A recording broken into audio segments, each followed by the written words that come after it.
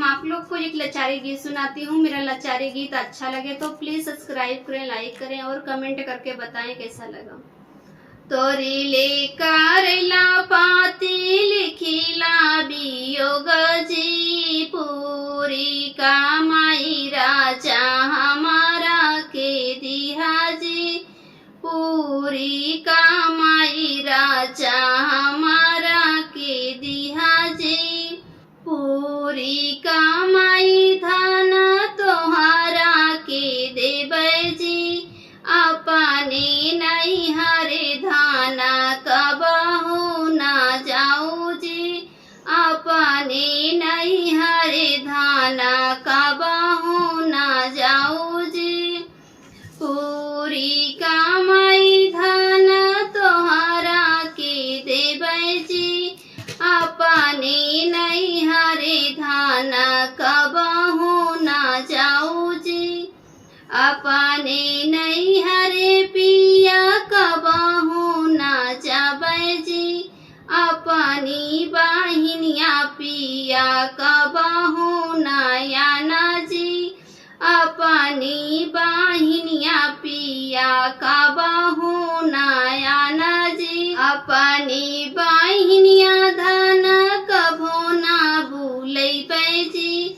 पड़ला भयनवा के बियाहवा में जाबै जी, पड़ला भयनवा के बियाहवा में जाबै जी, तोरे ले करला पाती लिखिला वियोग जी, पूरी कमाई राजा हमारा के दिहा जी, पूरी कमाई राजा हमारा के दिहा जी, पूरी कमाई धन तोहरा के देबै जी, अपने नहीं हरे धाना कबहू ना जाऊ जी, अपने नहीं हरे धाना कबहू ना जाऊ जी,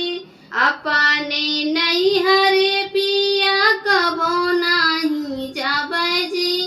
पड़ला भतीजवा के बियाहवा में जाबै जी, पड़ला भतीजवा के बियाहवा में जाबै जी,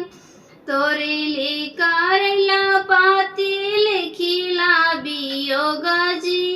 पूरी कमाई राजा हमारा के दिहा जी,